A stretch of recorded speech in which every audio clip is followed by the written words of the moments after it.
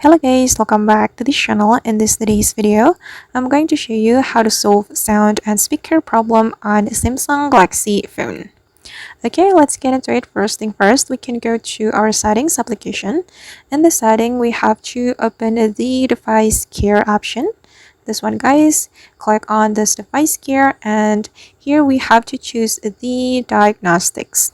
Okay, and there will be some options for you and you need to choose the phone diagnostics.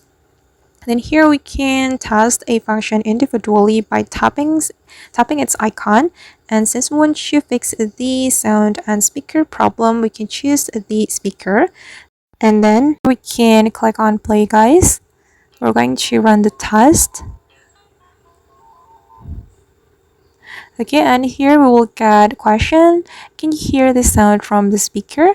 And let's say that we can't hear the sound from the speaker, so we're going to click on no. Okay, and the next one we're going to test the media speaker. We can click on the play again. Alright, and let's say that we can't hear the sound from the speaker as well. Click on no, and as you can see that there is action required. Then you have to check if anything like dirt, a protective case, or plastic film is covering the speaker. Okay, and if you still need help, you just need to go to the section.